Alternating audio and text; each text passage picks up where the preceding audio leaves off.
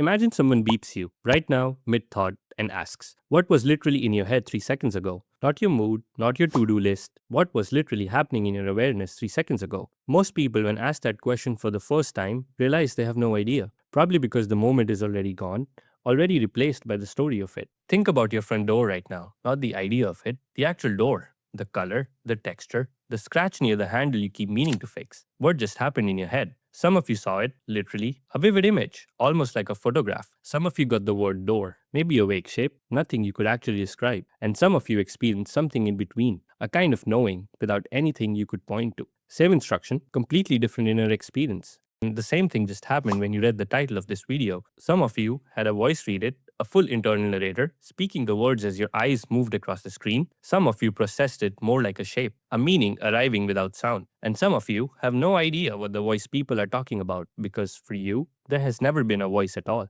So many personalities, and yet nobody compared notes. You move through your entire life with this inner experience, vivid or quiet, verbal or wordless, without ever knowing that the person next to you could be experiencing something else entirely. A psychologist named Russell Hurlburt spent decades sampling thousands of these moments, and what he found dismantled something most people had never thought to question. Inner experience is not universal.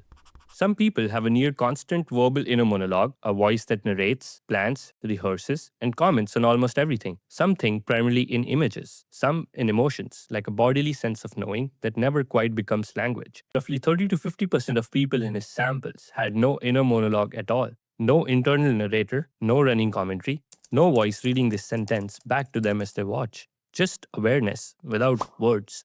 The core finding has held across follow-up research. The inner voice is not standard issue. And this is where it gets strange for everyone, not just the people without the voice. Think about the last time you drove somewhere familiar. Your commute, your parents' house, the grocery store 3 streets away. You got there, and somewhere in the middle of it, you lost time. Almost no memory of the turns, the lights, and the decisions. And your inner voice, if you have one, was somewhere else entirely, replaying a conversation, making a list. Your brain drove the car without you. Sit with that for a second. Your hands moved, your foot responded, your brain made dozens of decisions, and you were not there for any of them. And if the voice was narrating something else the whole time, then who exactly was driving? Neuroscientist Benjamin Libet demonstrated this in a now famous experiment. Participants were asked to flick their wrist whenever they felt like it and to note the exact moment they felt the urge. Meanwhile, he monitored their brain activity. The brain began preparing the movement up to a half a second before the person was consciously aware of deciding to move. Half a second. Before you knew you were going to do it, your brain had already started. So, if you have an inner monologue, you have probably experienced it as the thinking itself. The voice working through a problem feels like the mechanism, like that's how you decide. But the voice may be the news anchor, telling you what happened after it already happened. You experience the narration as thinking, it may actually be a recap. And here is where it stops being abstract. School handed everyone the same tools: essays, structured arguments, write your thoughts down, think before you speak, raise your hand when you have a fully formed answer. Those instructions were written for one type of mind and handed to every type. If your thinking was primarily verbal, it worked. You wrote it down, you saw your thoughts appear on the page, and it clicked. If your thinking was primarily visual or felt, you did the same assignments, you handed in the same essays. And underneath all of it was this quiet feeling that everyone else found is slightly more natural than you did. You were not behind, you were translating constantly, and that translation cost you something. But here is the part nobody talks about.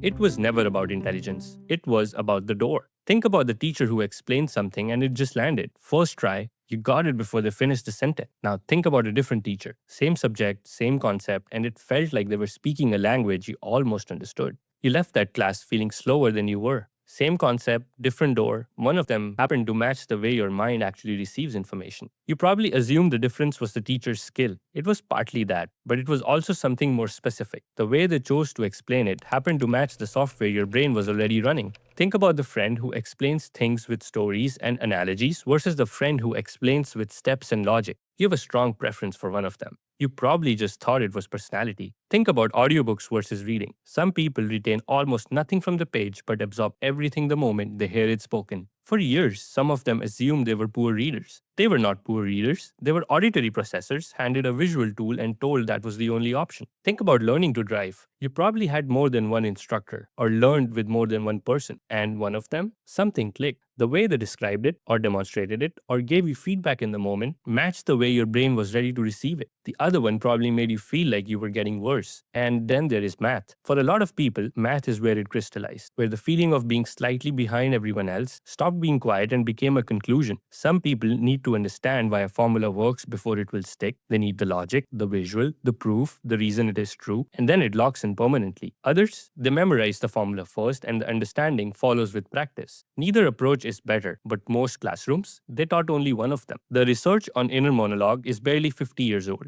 Before Hurlburt's work, psychology largely assumed that people had reliable access to their own inner experience, that if you asked someone what was happening in their head, they could simply look within themselves and report accurately. What the research found was that most people have almost no access to what is actually happening in their own cognition. They can report the story their brain assembled after the fact, but the actual process, the filtering, the deciding, the pattern matching, is almost entirely invisible to them. Inner voice does not give you access to your thinking. It gives you a narrative about your thinking, arrived at after the fact, which means the voice reading this right now, or the silence where that voice would be, is not the author of your experience. It is the narrator. And the narrator always starts talking after the story has already begun.